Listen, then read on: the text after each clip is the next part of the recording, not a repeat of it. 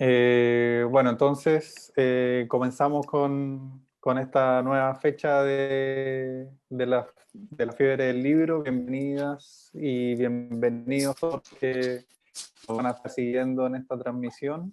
Esta es la Fiebre del Libro, la literatura alrededor de la pelota. La tercera mesa de conversación es la que comienza hoy día, que se llama La conjura de los socios, ¿cuál es el rol de los hinchas en el fútbol actual? Nos acompaña Rodrigo Dascal, o Dascar, doctor en Sociología, docente de la Facultad de Periodismo en la Universidad de La Plata y de Avellaneda, encargado del Museo del Club Atlético River Plate, autor de Hinchas, Pasión y Política en River Plate, Los clubes en la ciudad de Buenos Aires, Clubes Argentinos, Debate sobre un modelo, entre otras publicaciones. Bienvenido, Rodrigo. También nos acompaña Carles Viñas, doctor en Historia Contemporánea, docente universitario, columnista y autor de San Pauli, Otro Fútbol es Posible, además de Skinheads a Cataluña, El Mundo Ultra, Los Radicales del Fútbol Español, entre otras publicaciones. También bienvenido, Carles.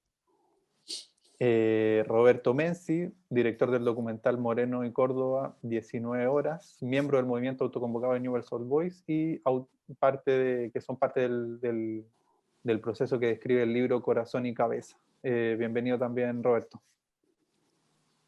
Y por último, Pavel Piña, que es sociólogo, autor de Dialéctica Arellanista, editor de Gol Triste Ediciones, y director de Patrimonio Cruzado, también parte de la organización de esta feria. Así que bienvenido, Pavel. Me siento raro dándote yo la bienvenida a ti. Bueno, partamos. Primero la pregunta es para todos, quizás más pensada en Roberto, Rodrigo y Pavel, que han estado más inmersos dentro del proceso que describen los libros que los convocan. Pero que nos cuenten un poco cuál fue este proceso que retratan sus libros, considerando también que son procesos actuales, de no más de 10, 15 años que se viene desarrollando. Que nos cuenten un poco qué es lo que relata. Quizás partimos contigo, Pavel, para dar el pie al inicio de la conversación. Dale, gracias Álvaro. Mira, el libro que escribí tiene una raíz en el proceso que vivió Colo-Colo a partir de la quiebra y en la que se instala una sociedad anónima. Ese proceso termina con un club muy disminuido, que en algún momento llegamos a tener 300 socios y que era muy compleja la participación. Entonces nosotros como hinchas y como socios nos empezamos a organizar y empezamos a dar una pelea para estar dentro del club y democratizarlo, porque en ese momento era muy complicada la participación. Las asambleas eran días de semana en la mañana para evitar que la gente pudiera asistir y un sinnúmero de trabas. Y ahí nosotros poco a poco empezamos a meternos al club y empezamos a levantar con fuerza la idea de que ser socio era un tema fundamental. Ahí en el libro es un análisis mapista de la situación que busca de alguna manera instalar que el socio es el responsable de alguna manera de defender al club, de cuidarlo, de protegerlo y de hacerlo crecer. Y entendiendo esa figura como un rol preponderante dentro de la institución. Entonces, ese fue el discurso que nosotros levantamos y tras la idea en la cual fuimos trabajando. Entender al socio como la herramienta que tenía el club para su propia defensa. Entonces, ese fue el camino que nosotros empezamos a recorrer, aglutinar a los socios, hacerlos participar, cambiamos los estatutos del club que impedían la participación, fuimos accediendo a ciertas instancias de decisión dentro del club, nos metimos a las comisiones, empezamos a cambiar de alguna manera esa idea de que el hincha estaba muy lejano a la institución. Obviamente uno siempre hincha, siempre sigue los partidos, va al estadio, pero faltaba ese compromiso con la institución de ser parte del proceso. Y esa era un poco la búsqueda que tenía el libro, de hacerlo, de darle de alguna manera un argumento, un sustento teórico, por así decirlo, de por qué teníamos que ser socios, cuál era la búsqueda que nosotros teníamos. Y que en el fondo con el tiempo tuvo sentido. Hoy día el club tiene miles de socios, hay una apertura, uno puede participar, puede ser parte de las comisiones, que era una instancia que antes no era posible. Y por ahí va un poquitito el camino de entender la importancia de participar, finalmente. Eso es como el gran título del tema.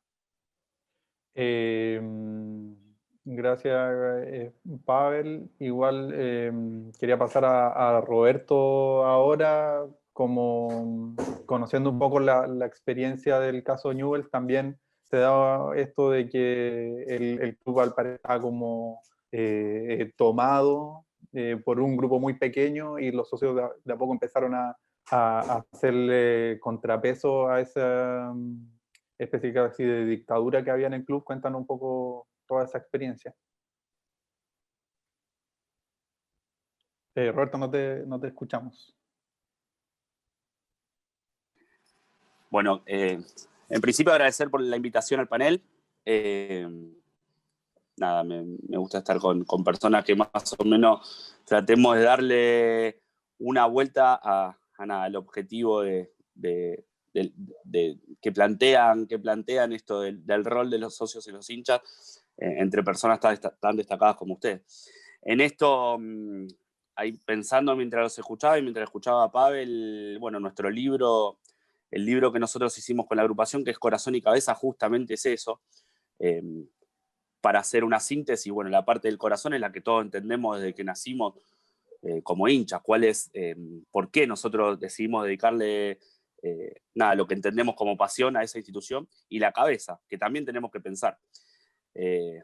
Y antes de desarrollar un poco el libro, bueno, cuento desde dónde nace, y nace, sí, de una experiencia que pasó el club durante los años 1994 y 2008, un club que Newell's tiene una tradición social muy grande. Fue uno de los clubes más grandes de nuestro país a nivel socios, gente que dedicaba su vida social ahí adentro, y se han formado abuelos, padres, el caso nuestro, abuelos, padres, hijos y hijos de nuestros. Entonces me parece que lo que vino a hacer Eduardo López en el 94, en un contexto mundial y nacional, con el neoliberalismo, con esta idea que el empresario, si ya era exitoso en su vida personal, si se dedicaba a un club, también iba a ser exitoso.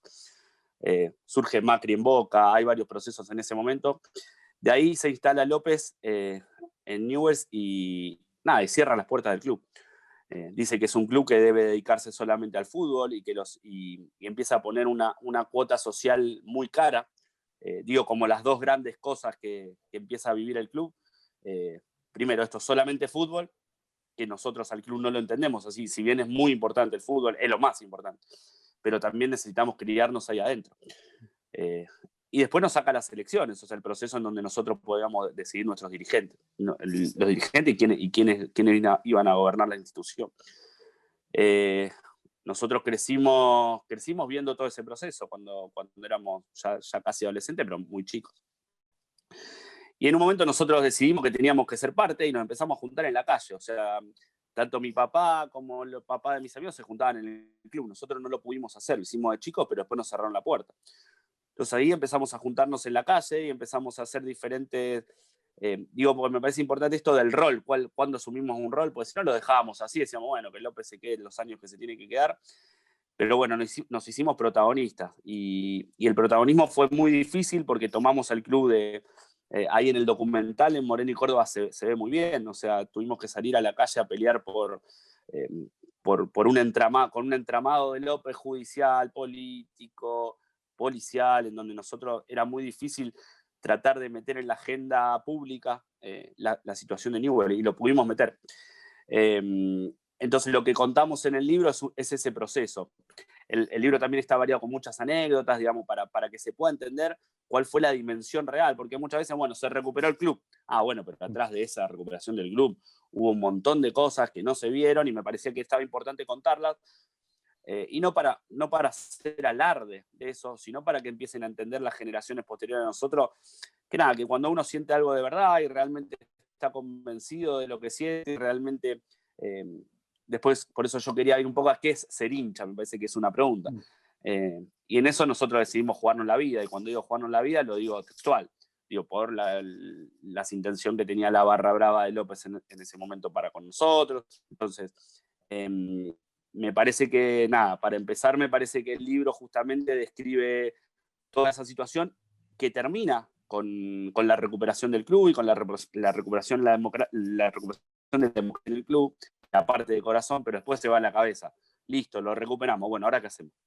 Entonces, en lo que hacemos es la cabeza, que es la planificación general, que me parece que ahí tenemos que ser más, los hinchas de todos los clubes, tenemos que ser más protagonistas que nunca. Súper, Roberto.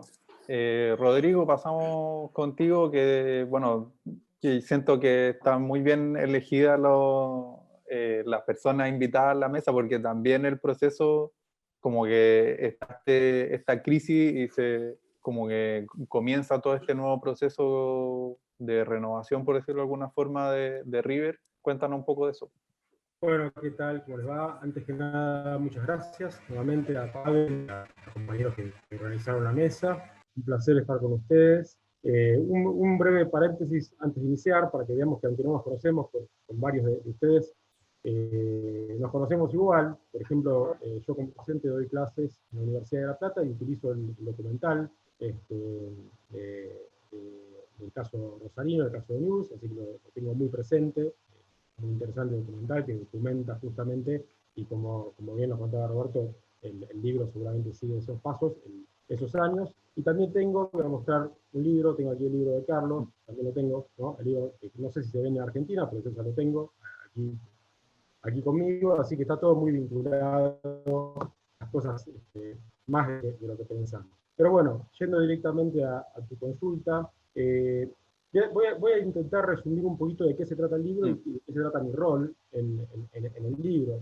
Mi libro es una tesis doctoral, mi tesis doctoral en sociología, y tiene que ver con contar el caso de 3 grupos de hinchas militantes organizados alrededor digamos, a partir de fines del siglo pasado, ¿no? Y comienzos de este siglo, como meros hinchas, que como muchos hinchas de todos los clubes del fútbol argentino, acompañan a los equipos de local y de visitante a todos los estadios donde se jugaba. Ahora no tenemos visitantes. Y el libro lo que cuenta es el proceso de organización de esos hinchas, no solamente para ir a ver a su club, a River, proceso que además del cual fui parte, pero esto, digamos, lo puedo comentar al final, como hincha, ¿no? Y a partir de eso, cómo se organizan además para realizar lo que ellos mismos llaman la fiesta en la tribuna, es decir, cuando juega River acompañado de equipos jugando su propio partido, ¿no? En las tribunas y los plateas, organizando la fiesta de recepción cuando sale el equipo, o no solamente cuando sale el equipo, y cómo ese proceso no solamente deriva en eso, sino en otro tipo de actividades, por ejemplo, actividades benéficas y solidarias que realizan estos grupos de hinchas, actividades también vinculadas a otras cuestiones como derechos humanos, ¿no? Por fuera, digamos, de la lógica del club, y va avanzando con el paso de los años en un proceso de institucionalización por el cual los hinchas se hacen cargo de lo que fue la primera subcomisión de hinchas argentino, año 2002, ¿no? En un proceso más general, que después tuvo otras comisiones y comisiones del hincha, y conforman luego su agrupación política, que se llama Caravana Monumental, en homenaje a las caravanas a las que se había organizado el centenario de River en el año 2001, y pasan a ser parte de la arena política del club, ¿no? Ya de forma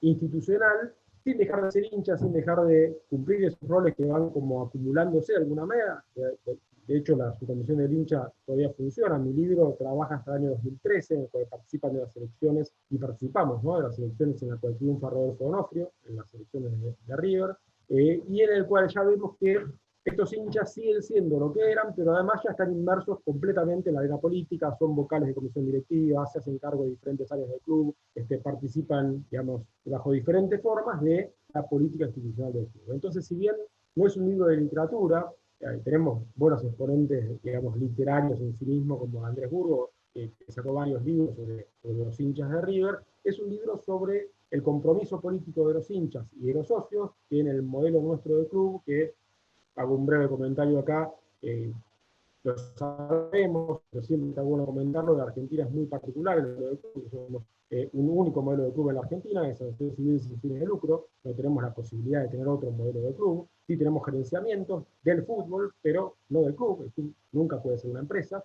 entonces la participación de los socios y de los hinchas se vuelve central, es una nervadura clave en la vitalidad de los clubes, tanto cuando están bien como cuando están mal. Así que bueno, básicamente el libro cuenta esto, muestro la tapa, no es que me quiera hacer publicidad, sino que muestro siempre los libros en cámara, cuando doy clases, cuando estoy en radio,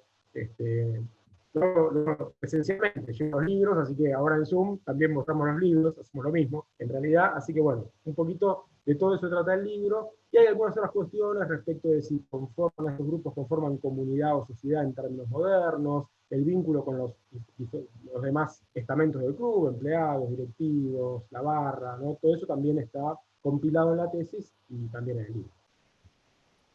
Súper, Rodrigo. Bueno, pasamos a Carles para que se vaya incluyendo también en la conversación. ¿Cómo ves tú? Porque, bueno, ya vamos viendo que los hinchas tienen que de alguna manera ser parte del día a día, de la vida política de su club. ¿Cómo ves ese involucramiento en San Paulo y cómo se dio? Porque hoy día San Paulo es un club famoso a nivel mundial por más que nada los hinchas. Yo no conozco a ningún jugador del San Pauli, pero sí sé que es un club que está muy presente en distintas acciones o propuestas políticas, ya sea a nivel de contingencia o quizá un poco más llevada a largo plazo. Entonces, ¿qué rol cumplen los hinchas en la vida normal, diaria, cotidiana del San Paulo? Sí, bueno, gracias por invitarme al panel. En primer lugar, es un poco diferente lo que están hablando los compañeros, ¿no? Que hablan de recuperar. Es cuestión de no perder, ¿no? En Alemania, el fútbol alemán, el modelo 50+1 impide que un club pase de ser dominado, la mayoría de sus acciones, por un único propietario, con excepción de 4 equipos que ya nacen como empresas, o el último que es el Red Bull Leipzig, que bueno, a partir de un trato preferente han logrado también una excepción, pero la mayoría de clubes en Alemania impera la regla 50+1, ¿no? Es decir, los aficionados son mayoría, ningún único propietario puede imponer su decisión, ¿no? Y la cuestión es intentar evitar que este modelo se revierta. Hay intentos, por ejemplo, el Bayern, a través de Rummenigge, ha encabezado una línea para ser más competitivo, necesitamos más inversión, toda esta línea para intentar revertir el modelo. De momento se ha logrado frenar y el San Paulo es uno de los baluartes, defensores de este modelo, ¿no? Societario. En ese sentido, la afición es muy importante, sobre todo porque es valorada y tiene incidencia en el día a día del club, que esto es la gran diferencia, ¿no? Con respecto a otras realidades, ¿no? Yo creo entender. No siempre ha sido así. El San Paulo nace como un club ligado a la élite más conservadora de la ciudad, y no será hasta los años 80, mediados, cuando se produce una transformación y empieza a aparecer lo que hoy es en día el San Paulo, que es un club que tiene en cuenta la opinión de sus fans, de sus aficionados. Que esto para mí es lo más importante, porque una cosa es que la grada, ¿no? Piense o tenga unos valores determinados, y otra que la dirigencia los asuma. Y eso pasa en el San Paulo. Por tanto, podríamos decir que hay una cierta comunión en este sentido. Nadie discute este trasfondo social del club, que es uno de los grandes valores del club en sí mismo, pero sí que es cierto que hay una parte de la afición que intenta que haya más inversión en el ámbito deportivo, ¿no? Y la otra parte dice que no, porque esto pervierte los valores y entraremos en la dinámica del fútbol negocio, ¿no? Por tanto, hay estos dos sectores que, sin poner en duda los valores del club, bueno, rivalizan. Y la pugna la sostiene el presidente actual, que es Oke Gottlieb, es una persona que viene de la subcurve, de los partidos con los ultras de San Paulo, ¿no? Una persona con una cierta sensibilidad respecto a la opinión de los aficionados, ¿no? Por tanto, es la persona que media entre estas dos familias que hay en el club y permite que esta idea de club diferente, como decías antes, no conozco ningún jugador, ¿no? Seguramente no recordarás tampoco ningún gol, ningún trofeo, porque no existen. No tiene palmarés deportivo, pero ese su gran valor es este, ¿no? Ese plus que le da la idiosincrasia, la identidad del club, ¿no? Que es lo que no quieren perder. Y la afición de San Pablo tiene muy claro que es un equipo de barrio. San Pablo es equipo del barrio del Puerto de Hamburgo, por un entorno muy pequeño, que a pesar de ser un club global, intenta preservar esta identidad barrial, que para ellos es muy importante, el sentido de comunidad, ¿no? De estar siempre cerca a los jugadores del club, hacen muchos actos, ¿no? Tertulias, conferencias, encuentros, cuando acaban los partidos los jugadores saludan a la grada. Esto que ya no se ve en el fútbol moderno actual, ¿no? Porque intentan mantener este vínculo siempre, ¿no? Como un poco familiar. A pesar de ello, como decías, se pierde una marca que es una de las contradicciones que tiene San Pauli, porque no es un club perfecto. Ni la idea del libro tampoco es mitificarlo, al contrario. Es un club con contradicciones e imperfecto, que juega en una liga competitiva, federada, que mueve millones de euros, pero a pesar de ello, para nosotros, un poco es el club menos imperfecto, lo podríamos llamar así, ¿no? Claro. En que los aficionados tienen aún poder de decisión y eso para ellos es muy importante. Súper. Como les tinca, así vamos, que salió un poco la reflexión de Roberto, el tema de qué significa ser hincha, o sea, porque hoy día, o sea, con usted estos 4 ejemplos, vemos como, si alguien recién está conociendo el fútbol y escucha a ustedes 4, pareciera que el hincha está ahí palmo a palmo con todo lo que pasa en el club, yendo a la sede, yendo a reuniones, yendo a asambleas, organizándose, pero alguien que está inmerso en cómo funciona el fútbol todos los días, se da cuenta que realmente no es así, o que son más bien excepciones. Entonces, quería preguntarles cuál es el rol que ustedes ven que tiene el hincha a nivel, o sea, como un hincha normal, por decirlo de alguna manera, y si es que existe, o sea, la dicotomía que tiene ese hincha normal con un hincha que va construyendo club y que ha podido generar cambios sustantivos o participación concreta dentro de sus clubes. Y si es que de repente podría ser dañino también como esta idea de hincha consumidor que existe hoy día como en el fútbol actual. No sé si partimos contigo, Roberto, que quizá planteaste también un poco esta duda de qué es ser hincha. Sí, bueno, la verdad es muy interesante todo lo que venía escuchando y evidentemente también hay que tener en cuenta que en cada país se están desarrollando modelos distintos de fútbol. Uh-huh. Nosotros ahí en el libro pudimos volcar al papel alguna discusión que teníamos y que tuvimos durante todo lo que fue ese proceso de lucha, que tiene que ver con el rol de los hinchas, pero específicamente con el ser dirigente. Nosotros, esto me parece que tiene que ver también con el contexto social de la Argentina, donde nosotros empezamos a pensar que si nosotros, digo nosotros para poner un inclusivo de hinchas, no tomábamos las cosas, bueno, lo iban a hacer por nosotros. Entonces partimos desde ahí.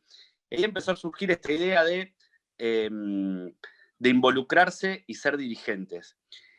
Y acá en Argentina intuyo que también existen en los otros lugares, esta dicotomía que para nosotros es falsa y la planteamos en el libro, decimos esto es falso, esto no es, hay que cambiarlo.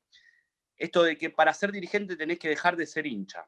O sea, acá en la Argentina se habla, bueno, desde el periodismo, de un montón de sectores, se dice, y pasa que este dirigente es muy hincha. Tendría que dejar de ser un poquito hincha y ser más dirigente. Bueno, nosotros vamos contra eso, eso es mentira. Eso es una falsa dicotomía, eso no existe. Primero porque nosotros estamos guiados por la pasión. En este caso nosotros tenemos la pasión de Newell. Entonces, si estamos guiados por la pasión, las decisiones que nosotros vamos a tomar tienen que ver con la pasión, digamos. Después que podamos ser racionales, menos racionales, más racionales. Entonces ahí me parece importante hablar de cuál es el inicio del cual, por qué uno es hincha, digamos. Y nosotros empezamos a remontar a cuando éramos chicos, la primera vez que vas a la cancha, cuando empezás a viajar, cuando empezás a pintar tu barrio. Bueno, un montón de cuestiones.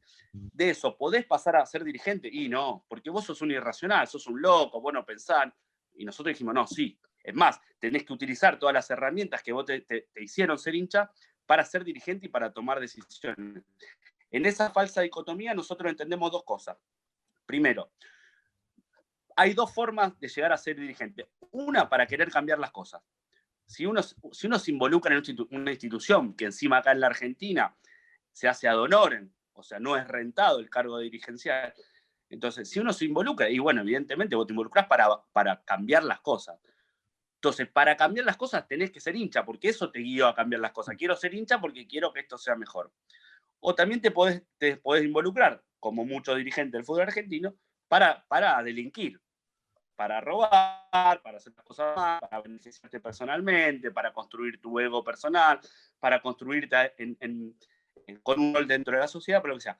Para eso no tenés que ser hincha, porque estás dejando de lado tu pasión del club, estás diciendo, no, priorizo mi situación personal, priorizo mis negocios, Entonces, ahí está la dicotomía falsa. Entonces, para ser hincha tenemos que tener pasión. Nosotros entendemos que estamos guiados por la pasión.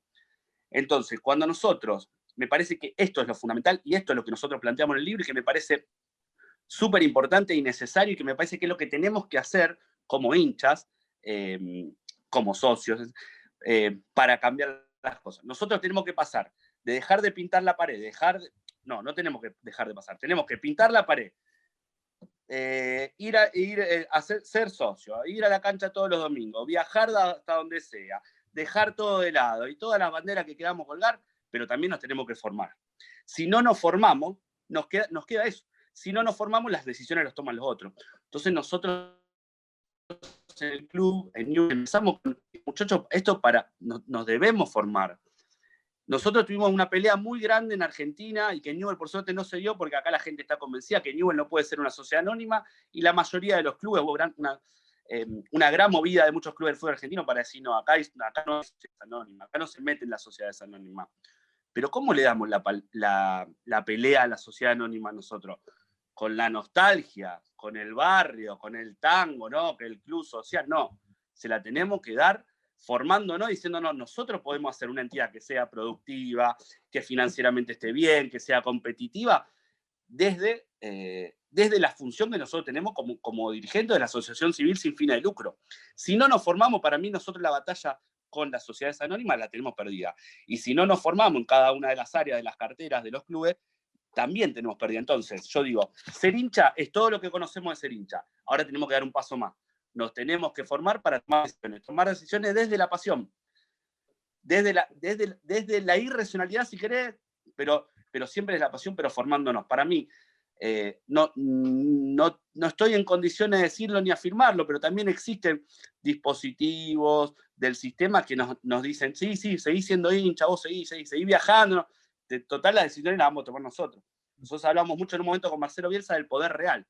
¿Qué es el poder real? Y a nosotros nos pasó. Nosotros en un momento en el club nos decían, sí, una áreas menos reconocidas, pero el negocio, que es el fútbol, las decisiones las toman otros. Entonces nosotros nos tenemos que hacer cargo de eso, formarnos para tomarlo y ser parte del poder real de los clubes sin dejar nunca de lado la pasión. Y Rodrigo, ¿cómo va tu experiencia también en un club que es tan grande que de repente, claro, Roberto tiene la experiencia de estar ahí, como de haber ido a la sede como oficial, pero no sé, o sea, por lo que yo conozco, hay hinchas de River en toda la Argentina, ¿cómo ese hincha se va haciendo parte de la vida social del club más allá de seguir los partidos por la tele, por la radio, o ir a la cancha cuando si es que está accesible esa acción? Bueno, yo retomo un poco lo que venía diciendo Roberto y trato de, quizás, entre comillas, sumarle alguna cuestión. A mí me parece que si pensamos que es el hincha, hay que pensar como si fuesen capas de una cebolla, ¿no? En la Argentina. Son capas de una cebolla que uno va sacando desde ser hincha hasta diferentes niveles de compromiso en el cual uno sigue siendo hincha, como decía Roberto recién, pero además es socio y participa, pero además es socio y participa de una comisión y subcomisión, y además es socio participa de una comisión y subcomisión y además es directivo o dirigente, como comentaba Roberto. Y cuando digo retomar, obviamente lo que decía Roberto, pues yo también coincido con todo lo que él dice. Quizás hay una pequeña cuestión que tiene que ver además con la experiencia propia nuestra en River, que le agregaría que quizás en la forma, yo soy vocal de comisión directiva de River, ¿no? Después de haber hecho todo este proceso del cursus honorum en el club, desde como hincha militante, que lo sigo siendo desde el año 2000, pues tuvimos una agrupación de hinchas llamada Agrupación Gallina, nos unimos a la agrupación Todo por River, agrupación Siempre River, conté todo este proceso que yo cuento en el libro, en la tesis. Ahora soy directivo, sigo siendo el mismo hincha que fui siempre, sigo queriendo lo mismo, que quise siempre para mi club. Lo que sí es verdad es que uno como directivo hay ciertas cosas que empieza a hacer y otras que no hacía, que el rol anterior, hace 10 o 20 años, no hacía o no hacía. En forma coherente, digo, en forma absolutamente coherente. Si voy a una cena en el museo o un almuerzo con directivos en la previa de un partido, no voy todo vestido de arriba, como iba hace 10 años. Porque no podemos, no vamos vestido de arriba, vamos vestido con una camisa. Y eso es porque sos directivo, no hay mucha vuelta frente a eso, ¿no? Ahora, es verdad que en esas capas de la cebolla uno sigue siendo hincha, sigue siendo no solamente socio, sino además sigue teniendo el mismo sentimiento que tenía hace 20 años y por el cual durante 30 años fui a la tribuna popular. Ahora voy con mi hijo a la platea, desde hace 7 años porque voy con mi hijo, con mi grupo de amigos a la platea, después de haber ido a la popular. Ahora, también me parece que, retomando la cuestión de la participación del socio, es clave que estas capas de la cebolla se lleven adelante, por decirlo de alguna manera. Por ejemplo, en el caso de River, en el caso de muchos clubes argentinos, en el documental de Newell's está muy claro cómo era Newell's en la década del 80 y cómo se había consolidado como cualquiera o la mayoría de los clubes argentinos. Tenemos 30 actividades sociales y culturales y deportivas. Tenemos comisiones y subcomisiones. Yo estoy a cargo del museo y la comisión de historia de River y de trofeos, ¿no? Interactúo, por ejemplo, con la gente de historia de Newell's y la gente de historia de otros clubes. Pablo lo conoce bien el tema, ¿no? Y hemos organizado las áreas de historia y de archivos de los clubes. Todo eso es ad honorem, todo eso lo hacemos porque nos gusta, porque nos causa placer, tiene retribuciones simbólicas, enormes retribuciones simbólicas, ¿no? Estar en el club, poder ser parte del día a día, poder hacer cosas para el club que nos gusta. Por ejemplo, en el caso nuestro, en los últimos años, ni que hablar. No, en el caso de River, desde el 2014 hasta ahora, todo eso de 20 años se ve consolidado en la alegría de lo que ocurre en la cancha, ¿no? Pero en realidad la alegría es la alegría de poder ser parte de la vida política del club y de poder darle tu tiempo en forma ad honorem y tu capacitación, ¿no? Porque claro, acá hay un tema que forma parte, y con esto termino, de lo que decía también Roberto recién, esta cuestión de la formación de los directivos. Es muy claro que en este formato de asociación civil, muchas veces los directivos en un club con fútbol profesional o en un club de barrio ocupan diferentes puestos. De repente el directivo que está a cargo de un área pasa a estar en otra y no está formado en esa producción del área. Entonces me parece muy interesante que al modelo de asociación civil sin fines de lucro que defendemos le agreguemos la posibilidad de que los directivos que conducimos área también sepamos qué es lo que estamos haciendo en el área que estamos conduciendo, ¿no? Diferenciando los roles. Una cosa es un empleado, una cosa es un gerente en un club, que cumple un rol, y otra es el directivo, que es quien hace la conducción política, quien define las metas y quien lleva adelante el proceso institucional en un club como es una asociación civil sin fines de lucro en la Argentina. Entonces me parece que estas capas de la cebolla incluyen todas las variables, ¿no? Y ser hincha es la primera, y es la única que nunca dejamos de lado. Creo que ser socio también, porque por lo menos en Argentina no dejamos de ser socios ni siquiera en pandemia, cuando el club está cerrado, ¿no? Y pagamos la cuota igual durante 9 meses, sin problema, porque sabemos que somos los dueños del club. Entonces me parece que, si vamos pensándolo en esos términos, esa idea que tiene muchas variables, la de ser hincha en Argentina, la podemos ir como desgajando para poder comprender de qué se trata el fenómeno, ¿no? Sí, bueno, y Pavel, yo creo que nos puede contar quizás la contada un poco, porque en Chile vivimos una situación totalmente contraria, donde los hinchas no son meros consumidores de la gestión de otros, y que después de mucha lucha, algunos clubes han podido avanzar en en abrir algunos espacios de participación, pero donde todavía no son 100% dueños de los clubes ni de su destino en todas las ramas deportivas. Entonces, quizás Pavel si nos puede contar un poco cómo, por un lado, la lucha y también la dicotomía que han tenido que enfrentar entre ser un hincha pasivo y un socio mucho más activo. Sí, bueno, ahí uno tendría que pensar por qué en Chile se instala el modelo sociedad anónima y en Argentina aún no lo logran.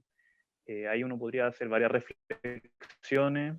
También tiene que ver con el país que se construyó durante estos años, que justo en este momento está en crisis, que es un país que está todo concesionado, todo privatizado, y quizás lo único que faltaba en ese momento era la privatización del fútbol. Que en el último año, desde octubre del año pasado, como que explotó esa burbuja y en el fondo la gente empezó a exigir de que ya esto no da para más y que no puede seguir así el país. Niveles de desigualdad y de injusticia. Ahí, claro, en Colo-Colo nos pasó lo mismo y rescato también un poco lo que decía Roberto en un momento de por qué decidir ser dirigente o involucrarse más, incluso ser socio. ¿Por qué ser socio? Y ahí yo creo que tiene que ver el tema de cuando las cosas, lamentablemente así, que cuando las cosas están mal, uno quiere cambiarlas de alguna manera y muchas veces uno no era el sueño de uno ser dirigente, pero en algún momento uno se había enfrentado en una situación en la que era lo que había que hacer nomás, como ya si nadie más está aquí, tenemos que estar nosotros, o en algún caso estar yo. Uno asumir un rol, uno asumir un cargo que de pronto uno no lo buscó, pero que también, como dice Rodrigo, te entrega también muchas retribuciones simbólicas, como decía, ¿no? Como devolverle la mano al club que te dio tanta alegría, de alguna manera poder trabajar para que ese mismo club sea más grande o sea mejor. Son muchas las preguntas que uno se hace de cómo hacerlo, qué hacer, y creo que en el camino uno va también aprendiendo mucho, porque, bueno, es difícil como, ¿qué más podemos decir de todo lo que dijo Roberto y Rodrigo? Porque lo resumieron muy bien. De qué es lo que nosotros podemos hacer, hasta dónde podemos llegar, cuáles son los desafíos que nos enfrentamos, cuando muchas veces no tenemos la capacitación real respecto al puesto que nos toca asumir. Y ahí es uno de los grandes desafíos de cómo nosotros como hinchas aprendemos, estudiamos, y de alguna manera instancias como esta también ayudan mucho de saber qué pasa en otros países, de ver ejemplos. A nosotros mismos en Chile, y bueno, tú también lo sabes, Álvaro, las realidades de los clubes son todas distintas. Los modelos de gerenciamiento que tenemos los clubes en Chile son todas distintas. Y estando acá al lado, muchas veces no sabemos lo que pasa en el club de al lado. Y eso ha sido un impedimento para que también nosotros nos podamos organizar. Se levantó de alguna manera la iniciativa de esta agrupación de organizaciones de hinchas y ha costado darle continuidad. Por muchas razones, pero yo creo que una de las importantes es que son realidades distintas. Entonces, la manera que uno tiene de incidir en el club propio varía mucho. En algunos casos somos dirigentes, en otros no se puede ser dirigente, en otros ni siquiera se puede ser socio. Entonces, son tan diferentes las realidades que ha costado de alguna manera consolidar una búsqueda única. Por ahí hay algunos intentos como la ley de cambio de la sociedad anónima que de alguna manera trata de generar estos cambios, pero falta mucho por crecer. Y creo que también otra de las cosas que afectó o que fue responsable de que el modelo se instalara acá en Chile es que nosotros, a la diferencia de Argentina, los clubes tampoco estuvieron tan cerca de la gente. Salvo casos puntuales en que, claro, uno podía ir a la sede y había ciertas actividades, los clubes no tenían piscina abierta para los socios y quinto y actividades así como masivas en las que los socios pudieran participar. Y también porque los clubes acá no son tan identificados con un barrio, son más bien con otro tipo de identificaciones, quizás más grandes como ciudades o comunas, y bueno, algunas que son universitarios o de colonias, pero pero en general no están afincados en un barrio, entonces tampoco los vecinos como que iban a disfrutar de las instalaciones de los clubes, a diferencia de Argentina y quizás lo que decía Carles del San Pauli en Alemania, que está muy compenetrado con el tema del barrio. Y creo que eso también tuvo un impacto, de que a la hora de que te quitaban el club, no tanta gente lo sintió como un despojo propio, sino como quizás ni siquiera lo entendió o ni siquiera pensó en la gravedad que tenía este cambio de modelo. Claro, yo pensando también en el modelo chileno, como que hago la distinción que más que clubes son equipos de fútbol, como un ente, una institucionalidad que juega partidos de fútbol cada cierto tiempo y que uno, si es hincha, quiere que gane un equipo en vez del otro y no va mucho más allá de eso. O sea, por lo menos así yo entendí como la experiencia de ser parte del fútbol cuando era chico, y después, claro, viene la sociedad anónima y el cambio no es tan sustantivo porque de todas maneras el fin de semana se sigue presentando un equipo con el mismo nombre y la misma camiseta que yo conocía hace 2 semanas atrás. Entonces, bueno, eso también fue, yo creo que también es parte de por qué pasó esto. Creo que soy yo el que estaba teniendo problemas con mi audio. A ver.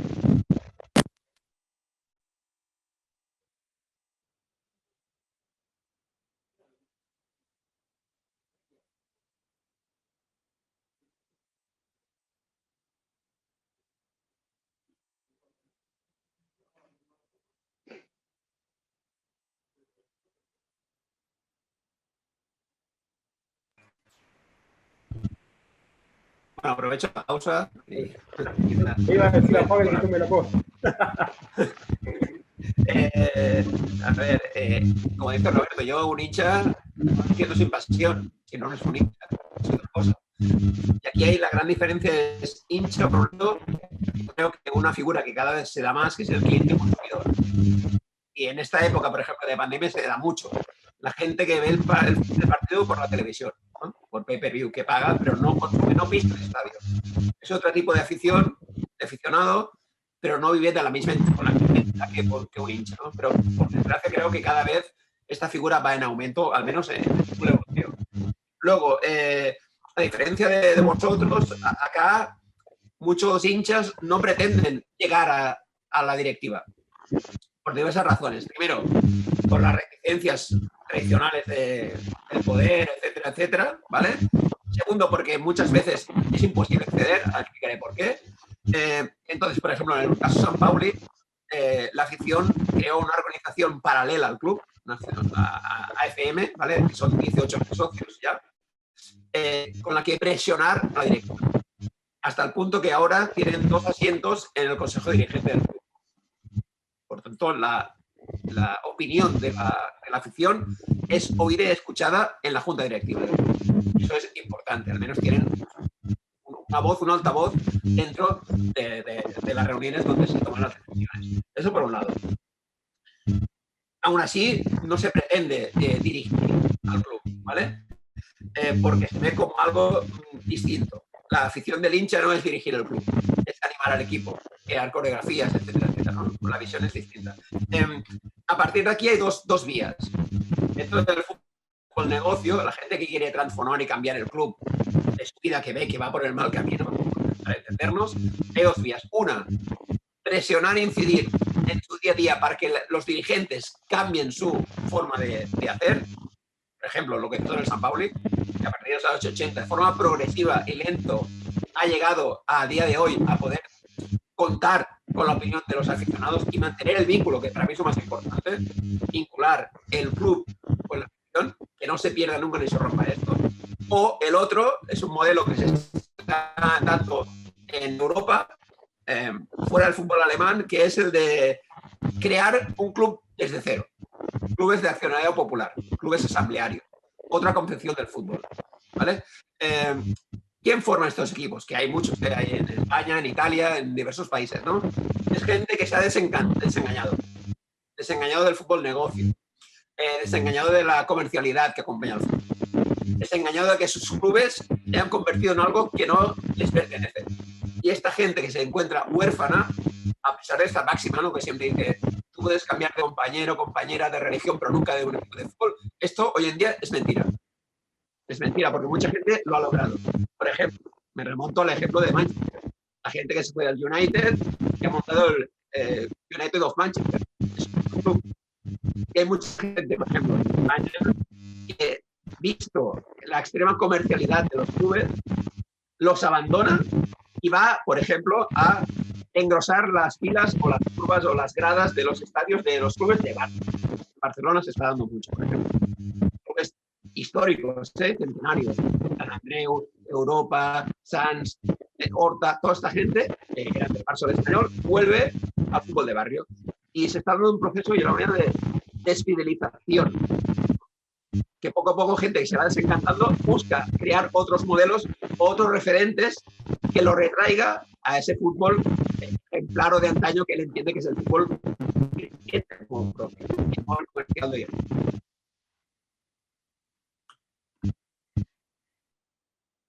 No sé si habrá vuelto Álvaro. Prometo yo. Que además, Pavel, sos vos el que está haciendo ruido. Bueno, un comentario respecto de este punto. Porque si no pareciera también que en el modelo de asociación sin fines de lucro que tenemos en Argentina, todo es rosas, todo es maravilloso. No es así. Pero sí me gustaría decir dos cosas respecto a eso. Uno, que en general los argumentos que se utilizan en favor de las sociedades anónimas deportivas, más allá de su constitución histórica, por ejemplo, en Inglaterra, muy viejas, ¿no?, casi de la primera década o la segunda década del siglo pasado, son sociedades anónimas. Cada país ha tenido después su propia constitución, pero uno de sus principales argumentos es el tema de la eficiencia. Otro es la honestidad, eficiencia y honestidad. Ahora, resulta que cuando vamos a ver los casos comparados, los casos históricos, nada nos garantiza eficiencia, mayor honestidad de una empresa privada comercial que es dueña de un club, que es una sociedad anónima deportiva, que es un club que es una asociación absoluta. Podemos tener corrupción, malos directivos de una empresa comercial y la podemos tener una asociación civil. Lo mismo puede ocurrir respecto de la capacidad dirigencial para un club y la eficiencia, ¿no? Miramos los números de una asociación civil o de un club y, digamos, pueden dar positivos o negativos, tiene que ver con la gestión del club y bueno, ni que hablar que casos de corrupción tenemos en las principales empresas del mundo, no solamente en las sociedades anónimas deportivas, sino en las principales empresas comerciales del mundo. Por lo tanto, digo, estos dos argumentos me parece que hay que manejarlos, son perfectamente discutibles en términos de la lógica de lo eficiente que puede ser una empresa comercial o una asociación civil, y vuelvo al principio. Eso no significa que nuestras asociaciones civiles sin fines de lucro, que es lo más parecido a lo que Carlos nombraba recién, los clubes de barrio, los clubes de origen, los clubes populares. Aquí todos los clubes nacionales, incluso River o Boca, los clubes con fútbol profesional, siguen siendo eso que eran originalmente, ese club de barrio, en términos de su formato institucional. Bueno, me parece que eso no significa que no puedan discutir todas las cuestiones que les ocurren respecto a estas cuestiones que vengo planteando, ¿no?, honestidad y eficiencia, pero la pueden hacer bajo la defensa del propio formato de la asociación civil. Te doy un ejemplo más vinculado a los antes. Fernando Guarini, que es líder de uno de los grupos de trabajo en mi tesis de hinchas y que fue presidente de la primera subcomisión del hincha del año 2002, es actualmente, desde hace 7 años, el responsable de fútbol amateur de River. Tiene a cargo todas las divisiones inferiores de River, ¿no? No es un cargo menor el que tiene, y vuelvo a lo que dice Roberto, es un cargo muy importante. Es decir, está todo el tiempo en relación, por ejemplo, con Enzo Francescoli, que es el manager de fútbol profesional del club, ¿no? Porque maneja las inferiores. Y sigue siendo lo que era, el dueño de la bandera de los parques, que durante 20 años fue a todos lados a ver a River, a Japón, a donde sea. Sigue siendo el líder de su grupo de hinchas, sigue siendo el mismo hincha que era, y ahora es el directivo a cargo de fútbol amateur, de fútbol femenino, de futsal del club, de todas las divisiones inferiores del club. Cumple todos los roles, ¿no? Entonces me parece que eso es posible, claramente posible. No me animo a sugerir qué es lo que deberían hacer en otros formatos, qué es lo que debería ocurrir en Alemania o en España o en Chile, porque uno no es quien para opinar sobre eso. Sí podemos contar qué es lo que pasa en la Argentina y contar por qué nunca fue posible que las sociedades comerciales avancen sobre la pese a los intentos que hubo en la década del 90 y en los últimos años para mostrarnos lo malas que eran las asociaciones civiles y lo buenas que eran las sociedades comerciales, deportivas. Sí, a mí me... Vos, Pavel, tenés como un ruido, me parece. Tremendo. Como estás con un taladro. Le estábamos diciendo a Pablo hace rato Sí. que se silencie y ahí lo logramos. A mí me gustaría, si puedo decir algunas cositas que me quedaron.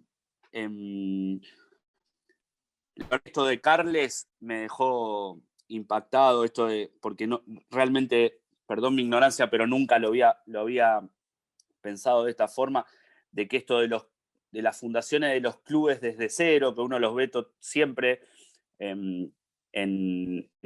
con experiencias en Europa, que tienen que ver con el desencanto de una afición o como le quieran llamar, de gente que ha sido decepcionada por sus clubes y que se vincula con otro club. Y para ser sincero, nosotros hay veces, me parece que todos los clubes deben ser más o menos, en la Argentina deben ser más o menos similares las discusiones del día a día, salvo River, que ganan una cosa cada 2x3 y están un poco más contentos, pero los que nos cuesta ganar, todos los días nos vamos a dormir y decimos, bueno, ¿sabes qué? Mañana fundamos otro club, hagamos otro club, digamos, porque ya venimos de una base en donde se hace difícil.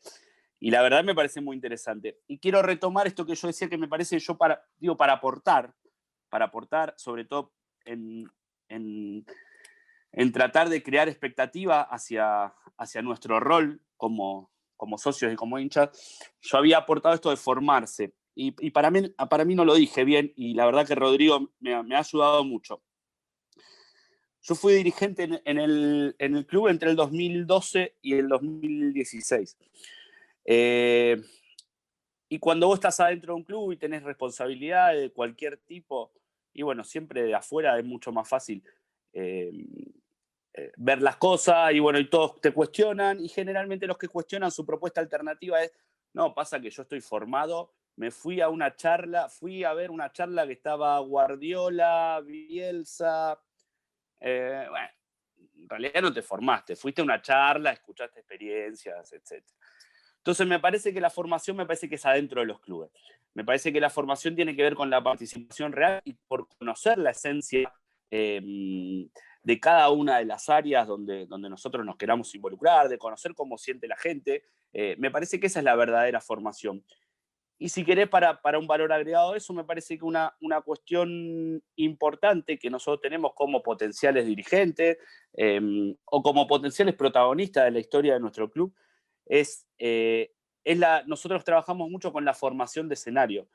¿Qué pasaría si, ahora está en auge, Newell está en auge con esta posibilidad que algún día pase, ojalá que Messi venga a jugar en algún momento a Newell, aunque sea un partido.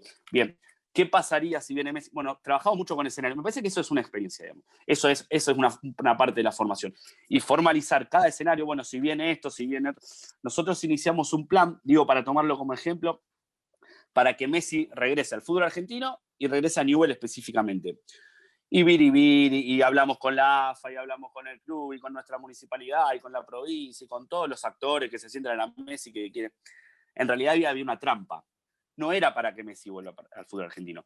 Era para que nuestro club, en el camino de que si alguna vez Messi viene a jugar, nosotros íbamos a crecer. Porque Newell tiene esto de preparar el club para cuando llegue Messi. Y no sabemos si va a llegar o no va a llegar.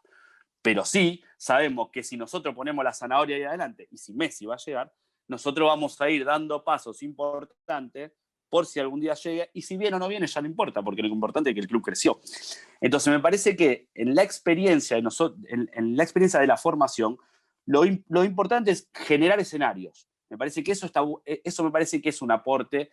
Digamos, bueno, ¿qué va a pasar en cualquier área del club? Si es en lo social, si es en lo futbolístico, si es en divisiones juveniles, en lo que sea, tratar de generar escenarios y cotejarlos con experiencia de otros clubes. Me parece que esa es la formación que uno debe darse y en eso se tiene que preparar a la hora de tratar de reconocer, porque también, bueno, esto me parece que sí es específico en Argentina, no, esto lo hace tal club, esto está mal, no. Evidentemente hay clubes que trabajan muy bien en la Argentina, en otras partes del mundo, y me parece que en la formación nuestra es aprender de... Bueno, esto que estamos haciendo hoy es eso. Digamos, nosotros estamos formados porque estamos conociendo experiencias de otros clubes, en este caso del mundo, y conociendo cómo trabajan. Eso, hacia todas las áreas, me parece que tiene que ver con la formación. Si nosotros no damos el paso, primero, como hinchas, esto de la cebolla que decía Rodrigo, si nosotros no empezamos a dar los pasos de la cebolla, si bueno, somos hinchas, vamos a la cancha, nos peleamos, viajamos, lo que vos quieras, y después, bueno, pero después por otro hacemos. Y para mí lo más importante es estar preparados para cuando llegue el momento de ser protagonista. Y me parece que por último, esto también que decía Rodrigo, que una vez estando, obviamente hay cosas, formalidades, como Rodrigo, que no se viste de River para ir a que es una cosa totalmente normal. Pero me parece que lo más importante es que a la hora de la toma de decisiones no desvincularse de la pasión. Sí ser racional, pero no desvincularse de la pasión.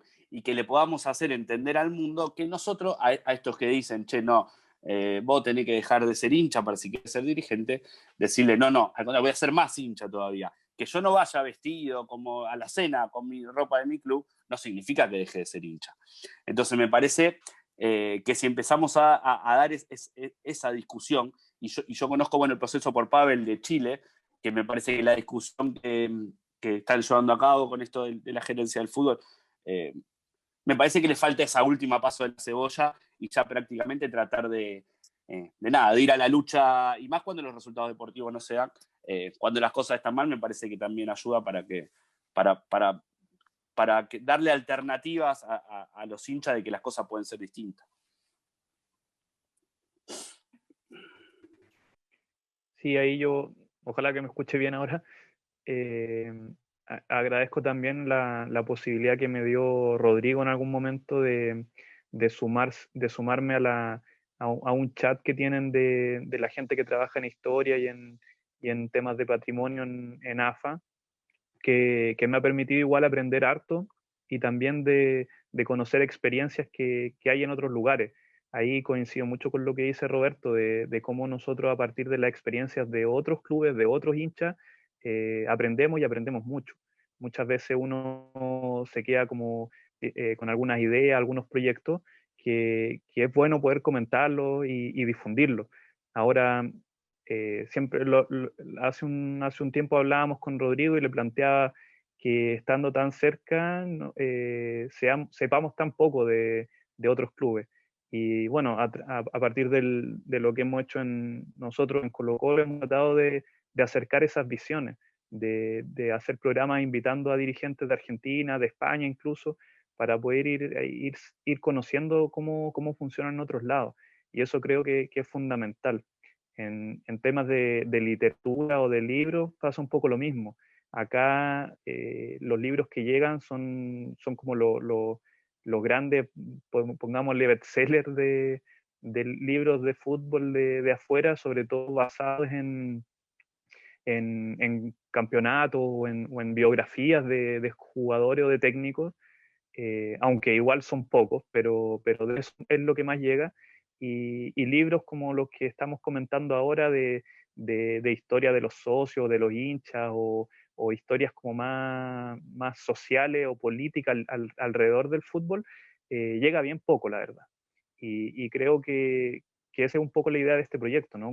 Como acercar también la literatura, los libros, y de qué manera eso, lo que nosotros estamos haciendo o nuestros deseos quedan también ahí para que otros los puedan leer.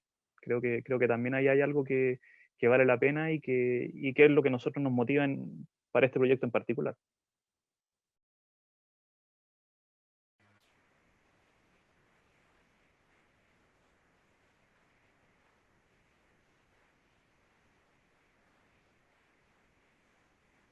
Me parece que estás muteado, Carlos. Estás muteado. Sí, está cerrando. Sí, ya está. Decía que igual tengo una intervención que de irme. Decía Roberto que es peor, que no es que cuando estés hastiado que tu equipo pierde intentes crear otro club, es que lo haces cuando gana. En el caso del Barcelona, que es un club que gana, la gente se va. Harta del fútbol negocio, que es peor la cosa. Y se va a los barrios, ¿no? Eso por un lado. Dos, el hecho no es ser dicotomía, no es querer ser dirigente, es querer ser propietario del club, que es muy diferente. No es dirigirlo, es sentir el club como algo propio. Eso es lo que busca la gente aquí, ¿no? Y por último, un caso. Aquí en Cataluña, el Barcelona no es una sociedad anónima deportiva, no lo es. Es un club democrático, pero tiene trampa, porque para acceder a la presidencia y a la junta directiva has de avalar un 10% del presupuesto. ¿Qué pasa? Que solo a una clase social se lo puede permitir. Por tanto, los dirigentes siempre serán los mismos. No es un club democrático al 100%, aunque lo parezca, porque elecciones, etcétera, etcétera.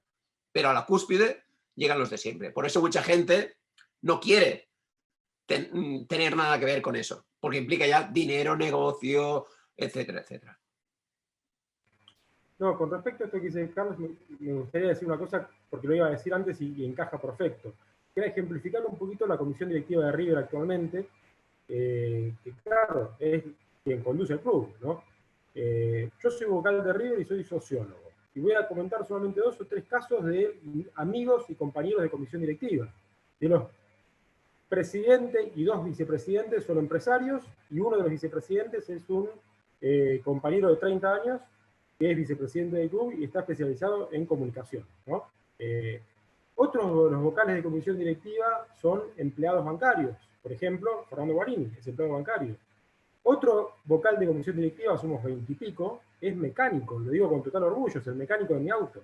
Y maneja el fútbol senior de River. Hace muchos años organiza el fútbol senior y aporta su tiempo y su espacio, entre otras cosas, al fútbol senior de River. Y es vocal titular de comisión directiva. Entonces, ¿qué tenemos en la comisión directiva? Una pluralidad de perfiles y de personas que sí lo hacen verdaderamente democrático. Por supuesto que hay perfiles fuertes desde el punto de vista de empresarios que son presidentes y vicepresidentes de nuestros clubes, sí, los hay, porque aportan algo que es importante en términos de la robustez que el club necesita y por supuesto porque además tienen que tener tiempo, como tengo que tenerlo yo, para poder dedicarle al club en forma de honor, porque repito, esto a veces cuando uno lo cuenta en el exterior es difícil de explicar, pero le dedicamos como si fuese un trabajo, tiempo. A veces son 8, 7, 6 horas del día, como si uno estuviese trabajando, pero claro, sin retribución de dinero. Entonces, esta diversidad de perfiles, desde un empresario que puede dedicarle su tiempo y su saber en determinadas cuestiones que no son los míos, por ejemplo,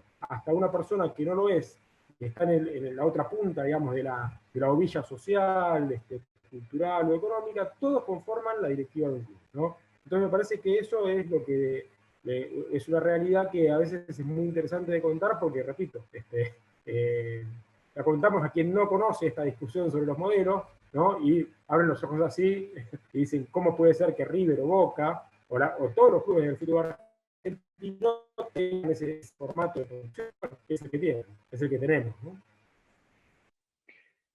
Muchachos, estaba hablando ahí por interno con Álvaro, que me dice que sigue sin sonido, así que nada, lo reemplazo yo en esta parte final, simplemente para agradecerle la participación, la presencia, la disposición a tener esta conversación, a Carles sobre todo, que está desde el otro lado del mundo, y nada, pues ver si es que tienen algún comentario final para ir despidiendo.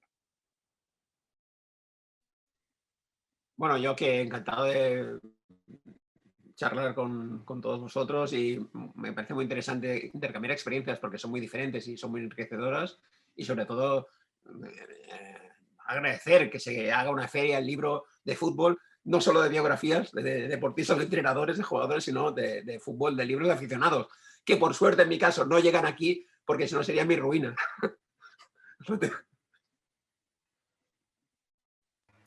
Bueno, por mi parte agradezco también, me parece maravilloso la experiencia, son las cosas positivas que tiene la pandemia, ¿no? Uno no sabe si un evento como este hubiese existido sin pandemia, ¿no? Así que nada, estar a disposición y muy interesante intercambiar y experiencias, conocernos más y defender lo que creemos que tenemos en común, ¿no? Que es la vida de nuestros clubes y la vida social y política de los hinchas y socios de nuestros clubes.